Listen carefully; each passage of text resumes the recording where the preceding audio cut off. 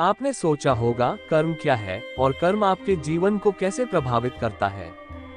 कर्म एक अवधारणा है जिसकी कुछ परिभाषाएं हैं, विशेष रूप से हिंदू धर्म और बौद्ध धर्म में, और आम कहावतें जो बोओगे वही काटोगे और जो बोओगे वही काटोगे। कर्म कैसे काम करता है इसके महान उदाहरण हैं। हिंदू धर्म कर्म को किसी व्यक्ति के मानसिक या शारीरिक कार्य और उस कार्य के बाद होने वाले परिणामों के बीच के संबंध के रूप में पहचानता है। ये किसी व्यक्ति के वर्तमान और पिछले जीवन में किए गए सभी कार्यों के परिणामों और नैतिकता में कारण और प्रभाव की श्रृंखला को भी दर्शाता है। बौद्ध धर्म में कर्म का अर्थ कारण और प्रभाव के सिद्धांत से है। किसी कार्य का परिणाम जो मौखिक, मानसिक या शारीरिक हो सकता है, न केवल कार्य से बल्कि इरादे से भी निर्धारित होता है। कर्म की कार्यप्रणाली और विज्ञान। कर्म जानबूझकर की गई कार्रवाई को बढ़ावा देता है। उदाहरण के लिए, जब आप किसी जरूरतमंद की मदद करते हैं तो वह कार्रवाई एक छाप छोड़ती है, और जैसे जैसे ये छाप अनुभवों के साथ विकसित होती है, यह आपको जरूरत पड़ने पर बदले में मदद पाने की संभावना खोलती है। इसके विपरीत हानिकारक कार्य नकारात्मक परिणाम लाते हैं। जब आपको जरूरत होगी तो आपको मदद नहीं मिलेगी, बल्कि इसके बजाय आपको नुकसान हो सकता है। लेकिन कर्म कैसे काम करता है? आइए कर्म के उदाहरणों को इस तरह से देखें। अगर आप अजवाइन का पौधा लगाते हैं तो क्या आप उम्मीद करेंगे कि उसकी जगह कुछ और उगेगा? बिल्कुल नहीं। अजवाइन के बीज अजवाइन में उगेंगे, ठीक वैसे ही जैसे लवेंडर के बीज लवेंडर में उगते हैं। कर्म मनोविज्ञान मूलतः एक जैसा ही है।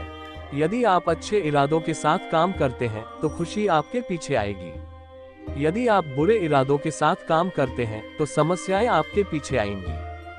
जब आप सत्ता के पदों पर बैठे बेईमान और क्रूर लोगों को जीवन में आगे बढ़ते देखते हैं, या दयालु लोगों को कठिनाइयों का सामना करते और कम उम्र में मरते देखते हैं, तो आपके लिए कर्म पर विश्वास करना मुश्किल हो सकता है। बहुत से लोग कर्म पर तभी भरोसा करते हैं जब वे संकट में होते हैं या जब स्वास्थ्य में गिरावट जैसी बेकाबू परिस्थितियां होती हैं। कर्म अक्सर लोगों को इन परिस्थितियों से निपटने में मदद करता है। यहाँ तक कि जो लोग कर्म में विश्वास नहीं करते, वे भी अक्सर सोचते हैं कि अच्छे कर्मों से अच्छा परिणाम मिलता है। हालांकि इस विश्वास का एक नकारात्मक पहलू भी है। कुछ लोग निस्वार्थ भाव से देने वाले होते हैं, जो सोचते हैं कि उनके अच्छे कर्म और बलिदान उन्हें जीवन में जीतने में मदद करेंगे। लेकिन इनमें से कई देने वाले इसलिए भी असफल हो जाते हैं क्योंकि उन्हें दूसरों की मदद करते समय सीमाएं तय करना मुश्किल लगता है।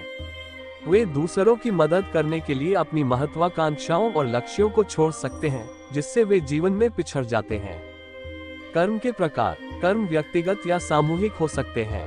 उदाहरण के लिए, व्यक्तिगत कर्म व्यक्ति के विचारों, शब्दों और कार्यों से बनते हैं।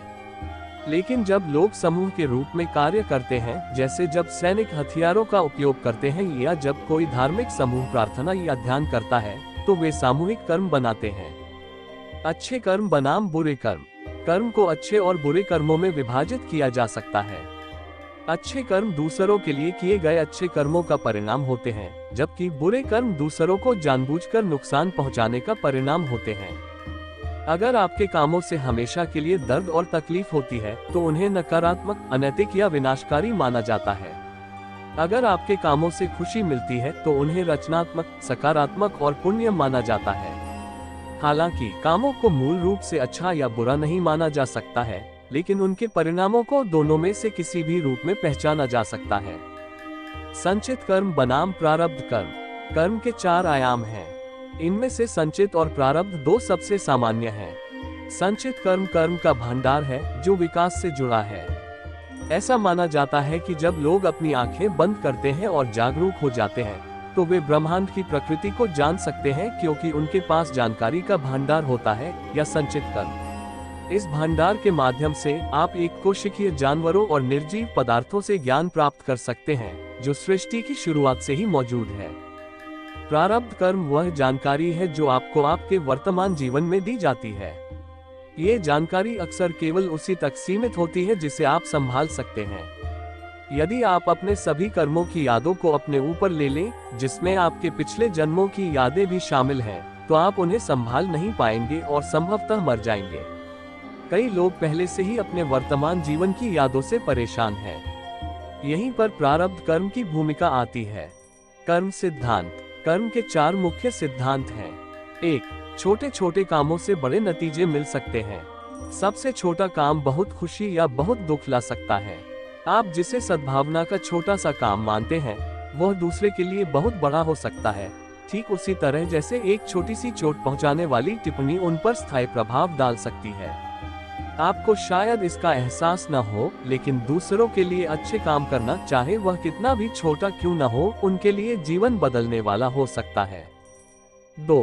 कर्म का हस्तांतरण नहीं किया जा सकता, यानी आप अपने कर्म अनुभवों के लिए खुद ही जिम्मेदार हैं। कोई भी दूसरा व्यक्ति आपके लिए आपके कर्म का अनुभव नहीं कर सकता और न ही उसे आपके लिए हटा सकता है, और न ही कोई दूसरा व्यक्ति आपके लिए कर्म का अनुभव कर सकता है। 3. बिना किसी प्रतिबद्धता के किए गए कार्य आपको मनचाहे परिणाम नहीं देंगे। आपको अपने मनचाहे परिणाम पाने के लिए पूरी तरह से प्रतिबद्ध होना चाहिए या इरादे से काम करना चाहिए। 4. कर्मों का फल अपने आप नहीं मिटता। आपको उनके अच्छे या बुरे परिणाम भोगने होंगे या आध्यात्मिक साधनाओं के माध्यम से उन्हें शुद्ध करना होगा। कर्म आपके जीवन को कैसे प्रभावित करता है? बौद्ध दर्शन में कोई भी उच्च शक्ति पुरस्कार या दंड नहीं देती है। आप बस इरादे से काम करते हैं और उसके परिणाम भुगतते हैं, यानी आप अपने कामों और परिणामों के लिए खुद ही जिम्मेदार हैं। चूंकि कर्म इरादे पर आधारित होता है, इसलिए आकस्मिक घटनाओं को कर्म न्याय या परिणामों में नहीं गिना जाता। ये साबित करना असंभव है कि कर्म वास्तविक है, लेकिन जो लोग इसमें विश्वास करते हैं, उनके लिए यह अक्सर मजबूत दोस्ती और खुशी की ओर ले जा सकता है। ऐसा इसलिए है क्योंकि कर्म में विश्वास करने वाले अधिकांश लोग आम तौर पर बदले में कुछ अच्छा पाने के लिए अच्छा करते हैं। भले ही आप कर्म में विश्वास न करते हो, लेकिन लोगों के साथ गलत व्यवहार करने से अक्सर कठोर भावनाएं पैदा होती हैं, जो दुख और नाराजगी का कारण बन सकती हैं। ये भावनाएं ही जीवन में परेशानियों का कारण बन सकती हैं। लोग अक्सर दूसरों के साथ वैसा व्यवहार करने को कर्म मानते हैं जैसा आप चाहते हैं कि आपके साथ किया जाए। कर्म आपके जीवन जीने के तरीके को प्रभावित कर सकता है, या तो परिणामों के डर से या भविष्य के पुरस्कारों की प्रत्याशा से। द्वेष आपके स्वास्थ्य को कैसे प्रभावित कर सकता है? नींद की समस्या। द्वेष आपको नियमित नींद लेने से रोक सकता है, जिसकी आपके दिमाग और शरीर को जरूरत होती है। आपको सोने में परेशानी हो सकती है, या आप रात में अक्सर जाग सकते हैं या बहुत ज्यादा सो सकते हैं। अच्छी नींद की आदतें मदद कर सकती हैं। सोने से पहले स्नान, किताब या सांस लेने के व्यायाम जैसी किसी शांत चीज से धीरे धीरे आराम करें, और हर दिन एक ही समय पर सोएं और उठें। थकान। द्वेष का भावनात्मक बोझ आपकी ऊर्जा को खत्म कर सकता है। अपनी ताकत बनाए रखने के लिए पर्याप्त भोजन करना सुनिश्चित करें, भले ही आपको ऐसा करने का मन न हो। और व्यायाम, थोड़ी देर टहलने जैसी सरल चीज भी वास्तव में मदद कर सकती है।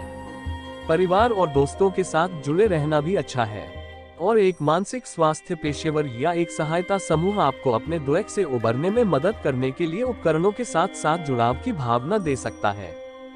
प्रतिरक्षा तंत्र। इस बात के कुछ प्रमाण हैं कि द्वेष आपके शरीर की बीमारी और संक्रमण से लड़ने की क्षमता पर असर डाल सकता है, खासकर अगर ये लंबे समय तक बना रहे। अगर आपको अपने नुकसान को स्वीकार करने में परेशानी हो रही है, तो अपने डॉक्टर या मानसिक स्वास्थ्य पेशेवर से बात करें। सूजन। ऐसा तब होता है जब आपकी प्रतिरक्षा प्रणाली किसी ऐसी चीज पर प्रतिक्रिया करती है जिसे वह खतरा मानती है, और आपके शरीर में ऊतकों को सूजने का कारण बनती है। ये हृदय रोग, गठिया, मधुमेह, अस्थमा और संभवतः कैंसर में भूमिका निभा सकता है। इस बात के प्रमाण है कि द्वेष सूजन से जुड़ा हुआ है, और कुछ अध्ययनों से पता चलता है कि जितना अधिक द्वेष होता है, सूजन भी उतनी ही गंभीर होती है। व्यायाम और सही खान पान आपको इसे प्रबंधित करने में मदद कर सकता है। चिंता। द्वेष का कारण बनने वाली घटनाएं आपको ऐसा महसूस करा सकती हैं कि आपका अपने जीवन पर नियंत्रण नहीं है। आप अपने वित्तीय भविष्य या अकेले रहने या किसी और का खोने की संभावना के बारे में चिंतित हो सकते हैं। थोड़ी चिंता होना सामान्य है, लेकिन अगर आपकी चिंता कुछ महीनों से ज्यादा समय तक बनी रहती है या आपके सामान्य काम या घरेलू जीवन में बाधा बनती है, तो मानसिक स्वास्थ्य पेशेवर से बात करने का समय आ गया है। कोर्टिसोल। इसे कभी कभी तनाव हार्मोन कहा जाता है, और आपका शरीर किसी प्रियजन की मृत्यु के बाद 6 महीनों में आपके रक्त प्रवाह में सामान्य से अधिक मात्रा में इसे छोड़ सकता है।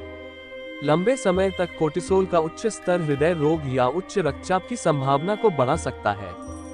पाचन। द्वेक के कारण आप नियमित रूप से खाना खाना बंद कर सकते हैं या बहुत ज्यादा खा सकते हैं। और तनाव के हार्मोन आपको मिचली का शिकार बना सकते हैं या आपके पेट और पाचन तंत्र के बाकी हिस्सों को परेशान कर सकते हैं। आपको पेट में ऐंठन, दस्त, कब्ज, अल्सर और यहाँ तक कि चिड़चिड़ा आंत्र सिंड्रोम भी हो सकता है। अगर आपको पेट की समस्या है जो ठीक नहीं होती है, तो आपका डॉक्टर आपको उनका इलाज करने के तरीके खोजने में मदद कर सकता है। दर्द एवं पीड़ा। शोक के कारण आपको जोड़ों में दर्द, पीठ दर्द या सिर दर्द होने की संभावना अधिक हो सकती है। इसका एक कारण मांसपेशियों में तनाव हो सकता है जो आपके शरीर द्वारा शोक के जवाब में छोड़े जाने वाले तनाव हार्मोन के कारण होता है। ये समय के साथ ठीक हो जाना चाहिए, लेकिन अगर दर्द दूर नहीं होता है तो इसे कैसे प्रबंधित किया जाए, इस बारे में अपने डॉक्टर से बात करें। हृदय दर्द। गंभीर द्वेक आपकी नब्ज को 6 महीने तक तेज रख सकता है। ये तेज गति, जो चिंता या कोर्टिसोल के स्राव के कारण हो सकती है, आपके हृदय की समस्याओं की संभावना को बढ़ा सकती है। अपनी दवा को जोड़ने या बदलने के बारे में अपने डॉक्टर से बात करें, खासकर अगर आपको पहले से ही हृदय संबंधी समस्या है। टूटा हुआ हृदय सिंड्रोम। जीवन साथी या प्रियजन की अचानक मृत्यु से तीव्र भावनात्मक उथल पुथल हो सकती है और हार्मोन सक्रिय हो सकते हैं, जिससे सीने में तेज दर्द और सांस लेने में तकलीफ हो सकती है। हो सकता है कि आपका दिल कुछ समय के लिए ठीक से रक्त पंप न कर पाए। ये दिल के दौरे जैसा महसूस हो सकता है, लेकिन आमतौर पर यह आपके दिल को नुकसान नहीं पहुंचाता या आपकी धमनियों को अवरुद्ध नहीं करता। ज्यादातर लोग कुछ दिनों या हफ्तों में ठीक हो जाते हैं। दिल का दौरा पड़ने का अधिक जोखिम। किसी करीबी को खोने के गम के पहले दिन आपको दिल का दौरा पड़ने की संभावना सामान्य से ज्यादा होती है।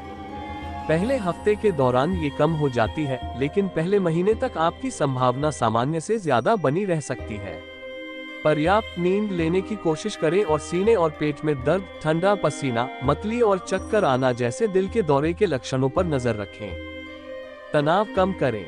जब आप किसी ऐसे व्यक्ति से गले मिलते हैं जिसकी आप परवाह करते हैं, तो आपका शरीर ऑक्सीटोसिन नामक एक हार्मोन जारी करता है जो आपको शांत करता है और आपको तनाव से बेहतर तरीके से निपटने की संभावना बढ़ाता है। उदाहरण के लिए, आप हंस सकते हैं, अपना ध्यान भटका सकते हैं या किसी समस्या को हल करने की कोशिश कर सकते हैं। यह आपके रक्तचाप और तनाव हार्मोन कोर्टिसोल के स्तर को भी कम कर सकता है, जो भी मदद कर सकता है। आपके दिल को मदद मिल सकती है। अगर आपका रक्तचाप कम है और आपका तनाव का स्तर कम है, तो यह आपके दिल के लिए अच्छा है। वैज्ञानिकों का कहना है कि यह स्पष्ट है कि महिलाओं को गले लगाने से ये लाभ मिलता है, लेकिन ऐसा लगता है कि ये दोनों लिंगों के लिए सच है। दर्द से राहत मिलना। चोट लगने के बाद एक अच्छा आलिंगन आपको नैतिक समर्थन से कहीं ज्यादा दे सकता है।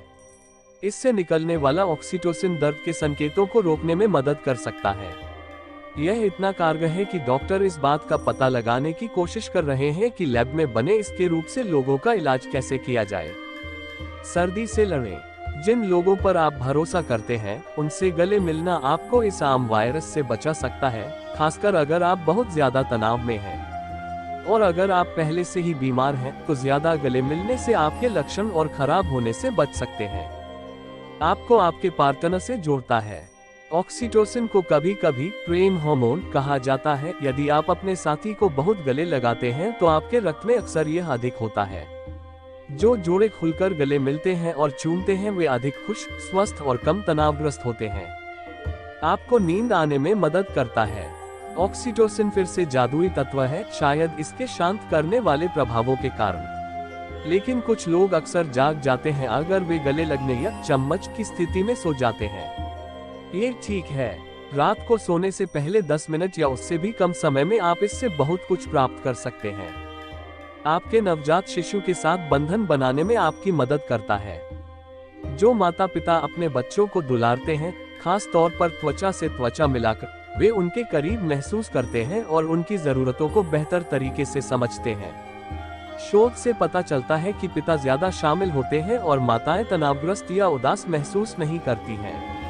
बच्चे कम रोते हैं, बेहतर नींद लेते हैं और जल्दी स्तनपान करते हैं। बच्चे के स्वास्थ्य के लिए अच्छा। गले लगाने से शिशु के ऑक्सीजन का स्तर बढ़ सकता है, उसकी सांसें शांत हो सकती हैं और दर्द के संकेतों में कमी आ सकती है। और कम वजन वाले बच्चे के लिए ये जीवित रहने की संभावना को 1/3 से भी ज्यादा बढ़ा देता है। यह मस्तिष्क के विकास में मदद करता है और संक्रमण और हाइपोग्लाइसीमिया या हाइपोथर्मिया जैसी अन्य बीमारियों की संभावना को कम करता है। क्या आपको अपने कुत्ते को गले लगाना चाहिए?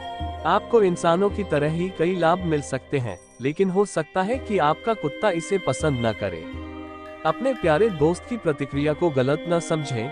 कान पीछे की ओर और आंखें दूसरी ओर मुड़ी हुई होना तनाव का संकेत हो सकता है, खुशी का नहीं। फिडो को शायद थपकी, ट्रीट या कोई अच्छा शब्द पसंद आएगा।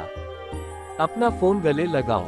एक अध्ययन में लोगों को एक मानव आकार के कुशन को गले लगाने के लिए कहा गया, जिसमें एक अंतर्निहित फोन था और डिवाइस के माध्यम से एक साथी से बात करने के लिए कहा गया। परिणामों से पता चला कि उन्हें वास्तविक आलिंगन का एक बड़ा लाभ मिला, तनाव हार्मोन कम होना। वैज्ञानिक इस प्रभाव का अध्ययन कर रहे हैं ताकि ये देखा जा सके कि क्या ये प्रौद्योगिकी के इस युग में सामाजिक समर्थन को बढ़ा सकता है।